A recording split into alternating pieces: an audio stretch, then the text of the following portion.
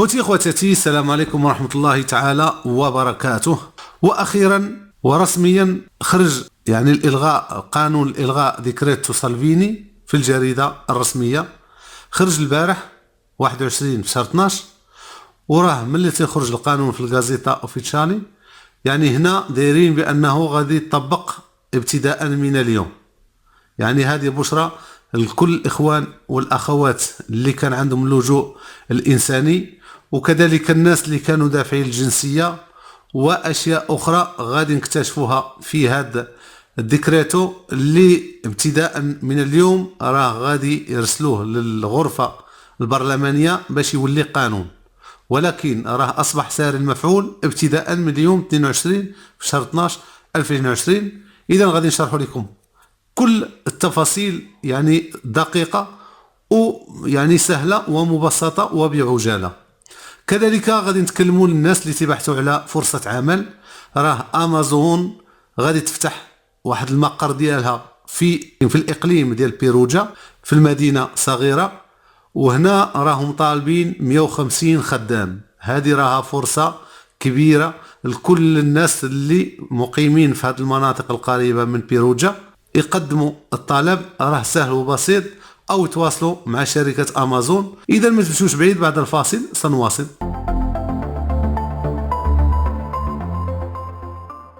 اذا اول شيء غادي نتكلموا عليه هو الحالات الوبائية هنا في ايطاليا. اليوم عرفات ارتفاع في الحالات، وصلت ل 13318 حالة إصابة بالكوفيد. الوفيات ارتفعت بشكل كبير، اليوم وصلت 628 حالة وفاة. حالة الشفاء 20315 حالة. دائما تنسجلوا بواحد العدد سلبي، مؤشر سلبي ديال 7627 حالة. بخصوص الوظائف، أمازون افتتحت واحد المستودع جديد في مدينة صغيرة اسمها ماجوني تابعة للبروفينشا ديال بيروجا، وطالبين 150 موظف. إذا ما عليكم إلا تواصلوا مع شركة أمازون، راه سهل، وراك سبقت قدمت أشياء كثيرة بخصوص أمازون بروما وفي النواحي الأخرى. هذه راها جديدة وراه غادي يقبلوا خدامة. حاولوا تستعجلوا وتواصلوا معهم لأنها فرصة كبيرة لكم جميعا، وراه أمازون شركة كبيرة وراها معروفة، واللي بغى أي استفسار أو أي معلومات إن شاء الله راه غادي نكونوا في الخدمة ديالو. إذا غادي ندخلوا للموضوع الرئيسي، وهو هاد الديكريتو الجديد، إلغاء ديكريتو ديال سالفيني. راه خرج في الغازيتا اوفيتشالي في الجريدة الرسمية نهار 21 شهر 12 2020. بهذه السرعة حنا كنا تنتوقعوا غادي يكون شهر واحد، ولكن خرج بسرعة. علاش؟ لأنه تيبان بأن الحكومة بغات تدوز هذا القانون وتهنى وترتاح من أي إجراءات اللي ممكن يقوموا بها المعارضة. لهذا كما تنقول المثال، حنا زربوا عليه ما خلوش الفرصة الآخرين فين يتنفسوا. إذا هي مزيانة لجميع الإخوان والأخوات اللي عندهم اللجوء الإنساني. إذا أشنو تيقول هذا القانون دابا اللي مفصل في الجريدة الرسمية؟ واللي بغى يزيد يدخل وكان تيفهم في القوانين يدخل الغازيتا اوفيتشالي، وراه نخلي لكم حتى الرابط ديالو مباشر. إذا بالنسبة للبرميسوات، اشنا هما البرميسوات اللي عندهم الحق انهم يتغيروا من برميسو سواء ديال لجوء انساني او انواع اخرى من البرميسوات، من الاقامه غادي تحول لاقامه عمل. هنا راه ما داروش غير الناس ديال البروتيسيون، الناس ديال اللجوء بوحدهم، لا حتى الناس الاخرين. وانا غادي نقول لكم اشنا هما الانواع البرميسوات كلهم اللي عندك الحق انك تغيرهم بطريقه سهله وبسيطه. اذا اول شيء البرميسو، الناس اللي عندهم البرميسو سوجورنو ديال بروتيسيون سبيشال، اللي عندهم اللجوء الانساني. هنا هما سموه بروتيسيون سبيشالي. قبل ملي كان مع سالفيني كان تيقولوا بيرميسو اومونيتاريو، انساني، وكانوا بزاف ديال لي كاتيجوري محدين. دابا هنا عطاوه تسميه واحده كل هذوك الشيء اللي كانوا دار في وقت سالفيني، واصبح اسميته بروتيسيون سبيشالي، خاص. هاد الناس اللي عندهم كل شيء هاد البرميسو ما عليه الا يقدم طلب ديال التغيير، بشرط تكون عنده عقد العمل، او الا ما كانش عنده باترون يفتح واحد البارتي تايبه، وراه كنت واعد للناس اننا غادي ندير لكم فيديو، وان شاء الله دابا غادي نديرو. علاش؟ لان على الاقل يستافدوا حتى هاد الاخوان.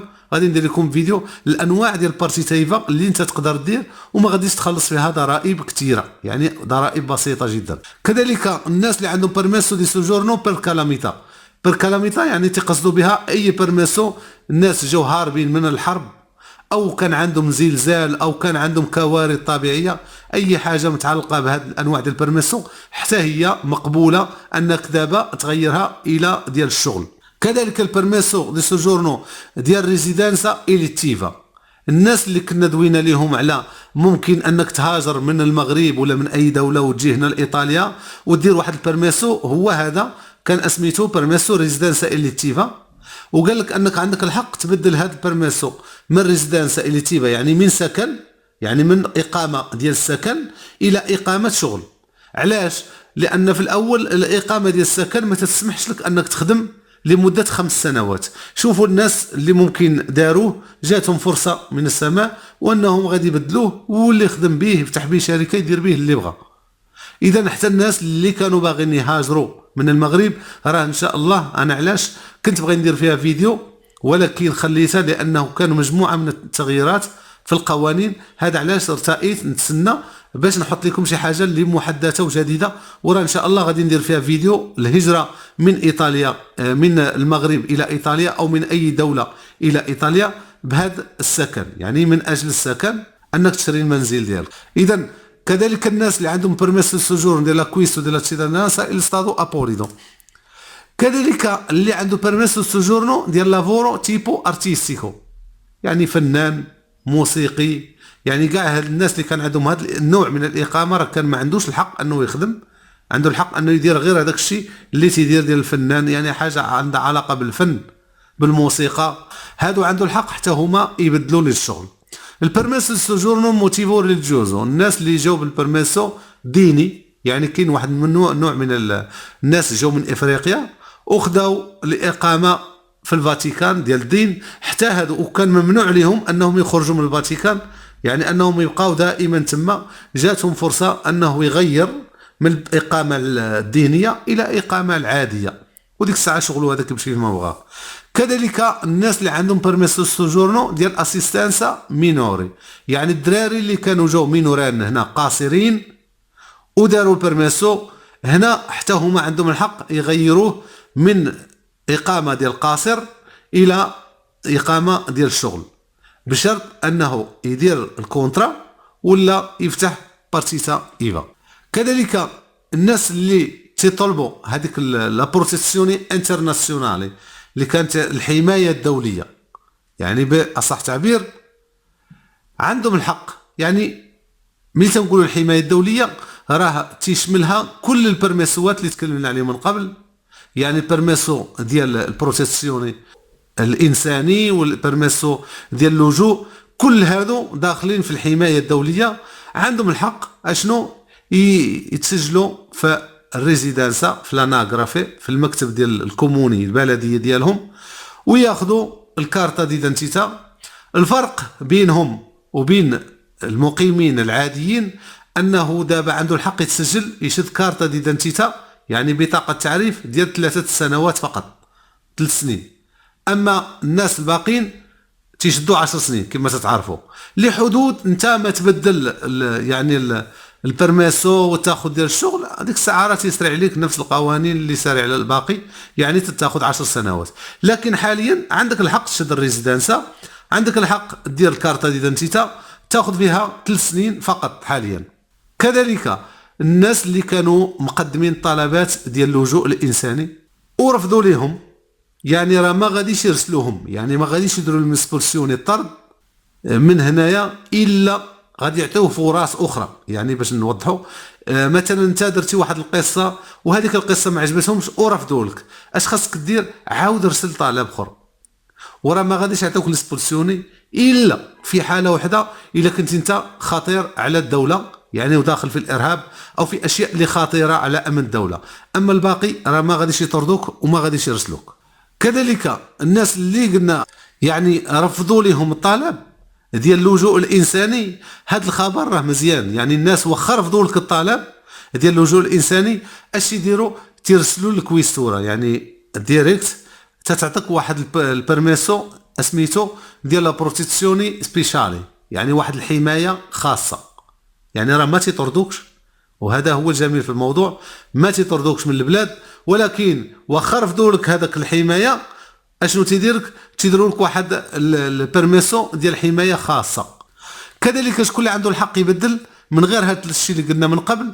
الناس اللي عندهم بيرميسو سوجورنو بيركوري ميديكي، يعني هذوك اللي عندهم ديال يعني التطبيب ديال الصحه في مجال الصحه، راه ولاو ما بقاوش يعطيو غير 6 شهور، هنا لا تيعطيوك على المده اللي عندك انت اللي متبع مع الطبيب. مثلا الطبيب الا دار لك واحد لاكوره يعني واحد التريتامنتو ديال الثيرابيه وهذا على مده سنه، غادي يعطوك بيرميسو ديال سنه، يعني الطبيب هو اللي تحدد.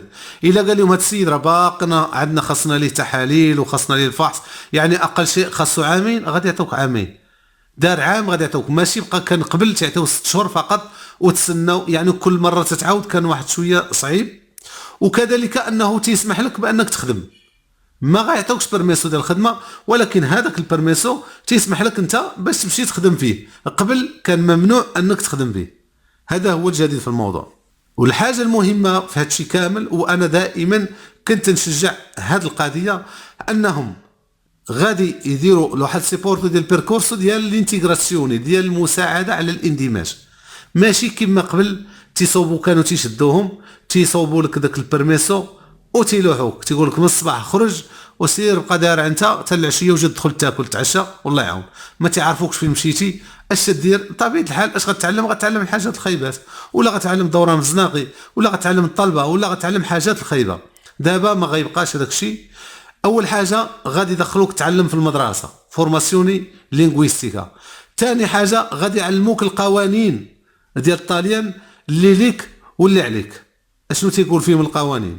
كذلك غادي يساعدوك على الاندماج في الشغل. وباش غادي يساعدوك انهم غادي يديروا واحد ستيج، يعني واحد دورات تدريبيه تتكون ديال 3 شهور ولا ديال 6 شهور في المجالات اللي انت ترتاح فيهم واللي هما عارفين فيهم الطلبات ديال الخدمه، سواء الناس اللي تيديروا بيتزايولو في البيتسيريا ولا تيخدموا في يعني في المطاعم ولا يديروك طباخ، ولا المهم غادي يديروك واحد ديبلوم اللي انت غتقدر تولج به لسوق الشغل.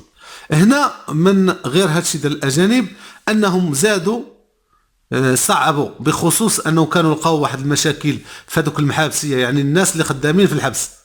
هذوك الناس اللي خدامين في الحبس في اداره السجون هنا الايطاليه فرضوا عليهم اي واحد غادي يحصلوا عنده التليفون مدخله ولا يصور به اي سجين ولا يعطيه لاي سجين ولا يسمح ليه انه يتكلم به في التليفون مع العائله ديالو او يصور به، راه عنده منهاش من 2 الى 5 سنوات ديال السجن. يعني غتمشي ليه الخدمه وغيضرب الحبس من 2 حتى 5 سنين. يعني هنا عطاو قوانين زجريه باش ما يبقاش، لانه كانوا وقعوا تسريبات وخرجوا فيديوهات من السجن من الاداره السجنيه. كذلك الناس ديال الجنسيه راه كما قلنا لكم، يعني راه من 24 شهر الى 36 شهر يعني الماكسيموم، يعني كاينه حاجه سميتها المينيموم والماكسيموم. يعني انت راه ممكن تاخذها في 2 عام وانت ممكن تاخذها في 3 سنين، ولكن راه في كاع الحالات راه مزيانه انك تاخذ. الناس اللي وصلوا 3 سنين ومازال ما خداوش راه ما عليهم غير يتصلوا بهذوك الارقام، وانا غنعاود نحطهم لكم ديال الجنسيه.